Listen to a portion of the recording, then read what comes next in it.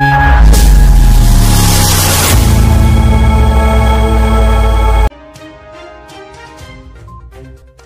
तक news channel मध्ये सर्वांचे स्वागत आहे। आमरण उपोषणाच्या चौथ्या दिवशीही प्रशासनाला कोणत्या पद्धतीची जाग नाही। दलित वस्तीचा निधी दुसरीकडे वळवल्याच्या निषेधार्थ आर.बी. दयावान बहुउद्देशीय सामाजिक संस्थेच्या वतीने आमरण उपोषण चालू आहे। सोलापूर महानगरपालिका व सार्वजनिक बांधकाम सा.बा. विभाग या कार्यालयाकडून सन 2021 व 24 या कालावधीमध्ये भ्रष्टाचार करणाऱ्या अधिकारी व ठेकेदार यांच्या निषेधार्थ 1. लोकशाहीर अण्णाभाऊ साठे नागरी वस्ती सुधारणा योजना सन 2021 व 2024 या कालावधीमध्ये कोट्यावधी रुपये दुसरीकडे वळवणाऱ्या अधिकारी व ठेकेदार यांच्यावर एट्रोसिटी अंतर्गत गुन्हे दाखल झाला पाहिजे। 2. डॉक्टर बाबासाहेब आंबेडकर विकास योजनेतून सन 2021 व 2024 या कालावधीमध्ये प्रशासकीय मंजुरा घेऊन कोट्यावधी रुपयाचे निकृष्ट दर्जाचे काम करणारे अधिकारी व ठेकेदारांवर गुन्हा दाखल झाला पाहिजे। 3. महाराष्ट्र सुवर्ण जयंती नगरोत्थान अभियान योजना महापालिका क्षेत्रातील मूलभूत सुविधा विकास विशेष तरतूद योजने अल्पसंख्याक बहुनागरिक क्षेत्रातील विकास कार्यक्रम योजना विशेष अर्थसहाय्य योजना नागरी वस्ती सुधारणा योजना समाज कल्याण कार्यालय यांच्या सन 2021 ते 2024 या कालावधी योजनेअंतर्गत कोट्यावधी रुपयाचे झालेल्या कामाचे पाहणी करून अदा केलेले बिल वसूल करून संबंधित अधिकारी व ठेकेदार यांच्यावर गुन्हे दाखल झाला पाहिजे व नव्याने काम चालू करण्यात यावे। 4. मुकुंद नगर मधील सार्वजनिक शौचालयाचे 8,41,818 रुपयाचे काम निकृष्ट दर्जाचे करणाऱ्या अधिकारी व ठेकेदारावर गुन्हा दाखल झाला पाहिजे व पूर्ण बिल वसूल करण्यात करून नवीन सार्वजनिक शौचालय बांधण्यात यावे।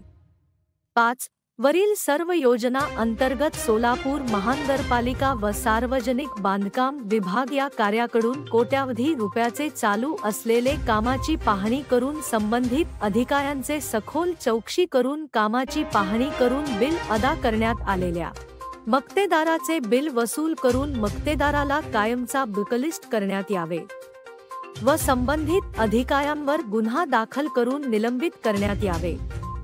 वरील सर्व मागण्या मान्य होत नाही तोपर्यंत आमरण उपोषण माघार घेतला जाणार नाही असा इशारा आर.बी. दयावान संस्थेचे अध्यक्ष विश्वभूषण कांबळे यांनी दिला। यावेळी संस्थेचे सर्व पदाधिकारी उपस्थित होते। सब डिव्हिजन विभाग व सोलापूर महानगरपालिका या प्रशासनाकडून 21 व 24 या कालावधीमध्ये कोट्यावधी रुपयाचा भ्रष्टाचार या ठिकाणी केलेला आहे। लोकशाहीर अण्णाभाऊ साठेंचे दलित वस्तीचे निधी होते ते प्रथमतः सर्वही दुसरीकडे वळवण्यात आलेले आहेत आणि बोगस बिल 21 आणि 22 मधले हे पूर्णतः महापालिका प्रशासनाने काढलेलं आहे। या ठेकेदारांना अधिकाऱ्यांशी संगनमत अधिकाऱ्यांना इंजिनियरची वरिष्ठ अधिकाऱ्यांपर्यंत असे यांचं पूर्णतः हा रॅकेटच या प्रशासनामध्ये चालू झालेला आहे।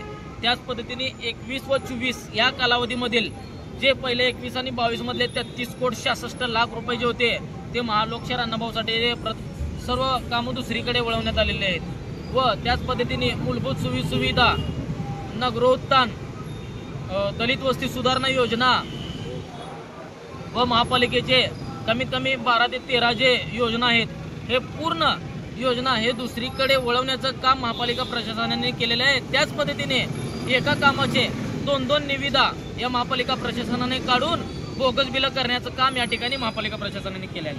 त्याच पद्धतीने 21-22 मधले तर ते काम बघितले व 22 आणि 23 मधले जे काम आहेत ते अद्यापही संपत नाहीत।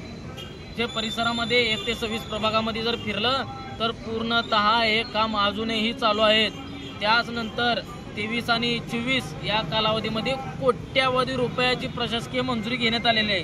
त्याच पद्धतीने 11 कोटी रुपये 1 कोटी रुपये 8 कोटी रुपये 1.5 कोटी रुपये 23 कोटी रुपये 60 लाख 66 लाख असं म्हणजे जेणेकरून 2 कोटी रुपयाच्या वरी प्रशासकीय मंजुरी या कालखंडामध्ये 23 आणि 24 मध्ये घेण्यात आलेले आहेत. त्याच पद्धतीने डॉक्टर बाबासाहेब आंबेडकरांचे सब डिव्हिजन विभागाकडून 1.5 कोटी, 1.25 कोटी व अजून एक 2.5 कोटी रुपये म्हणजे असं प्रशासकीय मंजुऱ्या घेऊन कामं प्रशासनाकडून पूर्ण प्रभागामध्ये चालू आहेत. त्याच पद्धतीने या सर्व कामांची वैयक्तिक सखोल चौकशी करून जे लोकशाहीर अण्णाभाऊसाठी जे दलित वस्तीचे जे निधी आहेत ते दुसरीकडे वळवण्यात जे आलेले आहेत ते त्यांच्यावर ज्या अधिकारी आहेत त्यांच्यावर अट्रॉसिटी अंतर्गत गुन्हे दाखल झाले पाहिजे.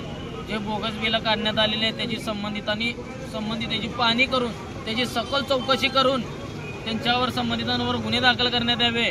डॉक्टर बाबासाहेब आंबेडकरांचे जे कामं झालेले आहेत ते निकृष्ट दर्जाचे जे कामं झालेले आहेत तर त्याची पाहणी करावी आणि जे संबंधित आहेत त्यांच्यावर गुन्हे दाखल करून जे ठेकेदारांना जे बिलं देण्यात आले ते बिलं पूर्णतः वसूल करून नव्याने काम चालू करण्यात यावं. जे मुकुंदनगरमधलं सार्वजनिक शौचालयामध्ये 8,41,000 रुपये मंजूर असताना त्या ठिकाणी 20,000 रुपयाचं एक काम झालेलं नाही.